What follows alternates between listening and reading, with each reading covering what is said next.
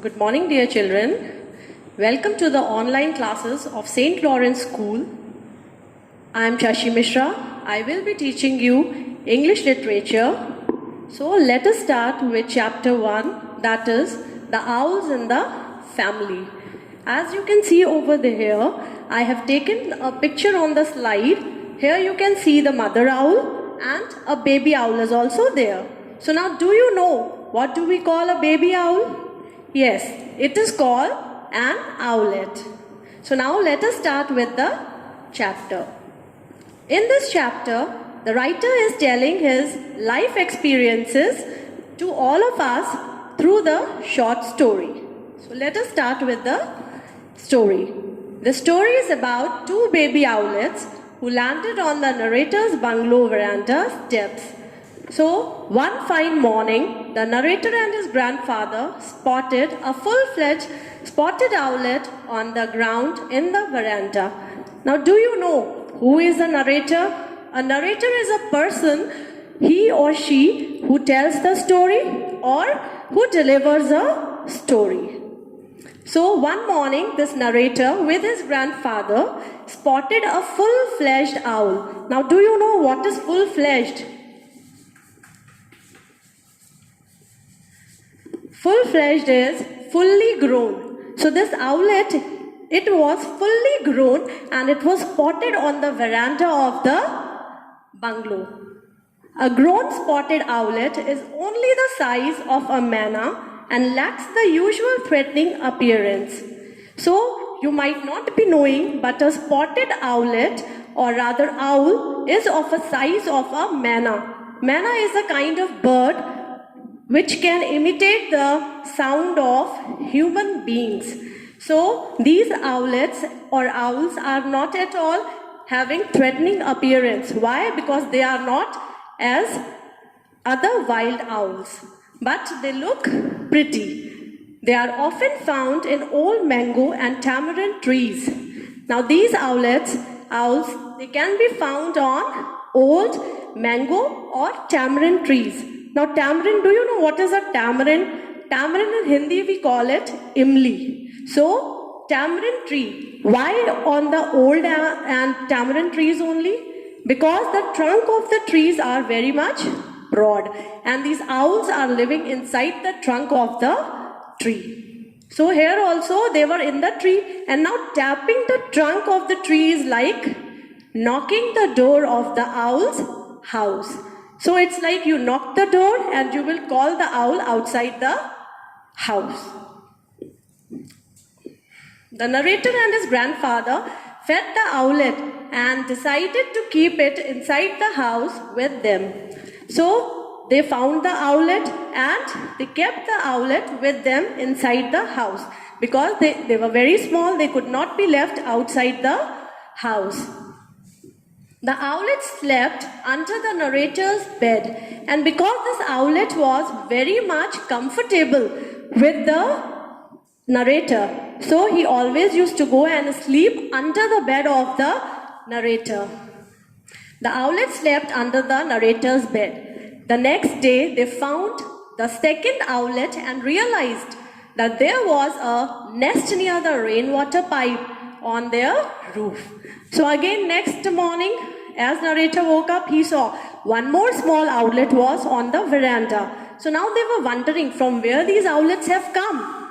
So they started finding the place from where these owlets have come. So after searching for the place, they found that a rainwater pipe was there and this owlet had come from that pipe only from the nest. They kept the second one also, and as they have kept the first owlet, they also kept the second owlet in the house as a family member of the house. The same night, the mother owl appeared near the narrator's window where she groaned and gurgled to call out the little owls. So, groaned is a soft humming sound. And gurgle is a sound of contentment. So, same night, the narrator found the owl sitting on the window of the bungalow. And there, as they saw the owl, this owl was making the soft sound of humming so that only the owlet could hear the sound and they could come to the mother and they could meet the mother. And she made this gurgle sound also because she was content that the owlets were safe at narrator's place. Next morning, the narrator found that the mother owl left for her babies. So, next morning the narrator found that again the mother owl, she was sitting on the window of the wall and the owlets were on the veranda because she wanted to keep the owlets in the house of the narrator. 10 days went by and the owlets were old enough to be released. Now these owlets were in the house of the narrator for 10 days and now they were grown up enough to be sent in the outside world. So now the narrator and his grandfather, they took the owlets in the garden to release them. The narrator placed one of the owlets on the mango branch. So narrator took one of the owlet and he placed the owlet on the tree trunk.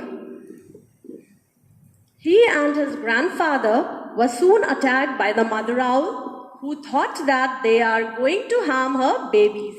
So this grandfather and the narrator, both of them soon realized that they were attacked by the mother owl. Why? Because she thought that they both had come to harm the owlets. But the grandfather was very much agile. Agile is being very quick. So grandfather was so much quick that he ducked out by bending himself and he saved himself from the attack of the owl. Then the second owlet was also placed on the branch.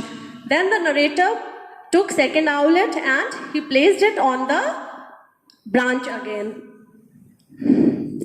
Soon the narrator and his grandfather watched the mother take away the owlets through the grass through a distance. Now soon they both hid themselves behind a wall and from there they were watching that mother owl had come and she took the owlets with her through the grass. Next morning they again found both the owlets standing outside their house with their mother who sat at a distance. So next morning again what happened? These owlets, these both were there on the veranda and mother owl was sitting on the wall. She had brought the owlets because she wanted them to stay with the narrator. After the day, they became regular members of the house. So after this day, both the owlets became the regular member of the house. They were fed in the house, they felt comfortable in the house and they were living with the narrator and his whole family. The owl became very affectionate to narrator's grandma and they even showed affection to anyone in a petticoat, thinking it was her. So these owlets, they were very much affectionate, or rather they showed the love to grandmother.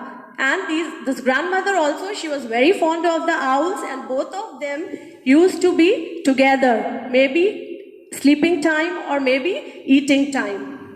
So anybody, they were so much affectionate with the grandmother that any lady who used to go in a petticoat, they used to see her and they used to go follow her because they thought she is the grandmother. The grandma was also very fond of them. As I have told you earlier, she was also very fond of them. She loved them and the owlets also loved her. The narrator's Aunt Mabel was terrified of them and used to run away from the room when any of the birds came closer to her. So one person was there in the house who was very much scared of the owlets. Who was it? It was aunt of the narrator, that is Aunt Mabel. She was terrified. Whenever any of the owlet used to come near her, she used to run away outside the room. The birds became good pets of grandma and also acted as pest control in the kitchen during night by catching beetles. So these birds now, though they were wild birds, spotted owlets, but they became a very good pet of the household, and especially grandma, because she used to love them a lot. And one thing more, they acted as a pest control at night in the kitchen. Now, do you know what is a pest control? Pest control is an act in which you get rid of the beetles, cockroaches, or any kind of insects which are there in the household. So at night, they used to go slowly in the kitchen, and there they used to eat all the beetles, and they used to act as a pest control also in the house. They also enjoyed having a nice bath with water being poured upon them, and they were very fond of bathing. So whenever they used to be, water was poured on them in the bird bath, they used to enjoy it and they used to dance in the water. When the narrator recalls this memory, he could see his grandma sitting contentedly on her rocking chair. So, whenever now narrator, because he's sharing his experiences with us, so whenever he's saying that he recalls the whole memory of his grandmother and the owls, then what comes in his mind? Visualization of the grandmother. She is sitting on a rocking chair and very content and satisfied. He also shared an incident when one of the owls snuggled under her ear while she was having an afternoon nap. So, snuggled means settle into a very warm position. So, one more incident is there, interesting one, which narrator wants to tell us and wants to explain us. This is that whenever the grandmother used to take afternoon nap. What is a nap? Nap is a very short duration of sleep. It may be of 10 minutes or 15 minutes or whatever. So, whenever she used to take afternoon nap, this owlet, he used to go on the shoulder of the grandmother, and under the ear he used to cuddle and sit very nicely on the shoulder. Such was the affection between her and the two owlets. So this was the affection which a wild owl and a human being grandmother was having. So it is well said, if you show love, you will get love. If you show care, you will get care in return. So it may be wild or it may be any animal, bird, whosoever. Love always do wonders. So now, dear children, let us go through the difficult words of the chapter with their meaning. First is full-fledged, completely developed. I have told you before only that owlets were completely developed. They were fully grown up. Now, veranda, a roof platform attached to the ground of a house. Now, veranda is a little higher place attached to the lower floor of the ground floor of a building. Raised platform, we can say. Now, third is manna. Manna is a kind of bird. It can imitate the voice of human beings. Fourth is persuade. As I have told you earlier, get somebody agree to do something. Now, if you knock the trunk of the mango tree or tamarind tree, you will persuade an owl to come out of its hole. Now, croned, made a low sound like humming. Croned is a sound which is made a very low sound to maybe interact with each other. Birds, they interact with this humming sound only. Now, gurgles, made a sound full of contentment. Why contented? This mother owl was contented. Why? Because she understood that now her babies were quite safe in the narrator's house.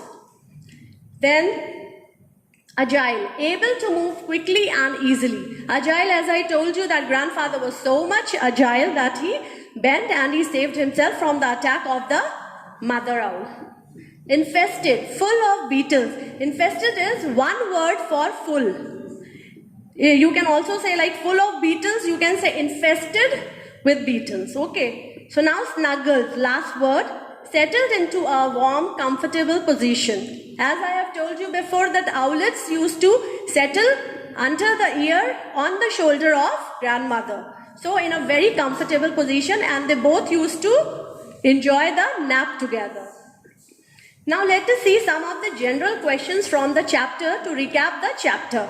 First question will be, list 6 sounds of an owl that are given in the text. So first sound is hissed. Hissed is a sound which is made by a snake. That sound is called hissed. Gurgled. Gurgled I have told you before in the chapter. Soft woo-woo. It is the voice which a owl makes. That is, hooting sound is known as soft woo-woo. Now terrible shriek. Terrible shriek is a very sharp voice which will irritate your ears. Now next is groaned. Groaned also I told you before. Next sound is sound as gentle and soothing as the purring of a cat. A cat, when it is very happy, rather content, stomach full, then this cat makes this kind of sound. Now next, last question is, who were the members of the household besides grandma? Now you leave grandmother. Now let us count who were the members. One was grandfather. Another one was narrator. Next one owlet. One more owlet. And one aunt who was very much terrified with the presence of owlets. So now how many members are there? 5. If we add one grandma with this, then it will become 6. So in total 6 members were there in the family. So thank you all of you. This is for today. We end up with the session. Stay safe, stay healthy at your homes.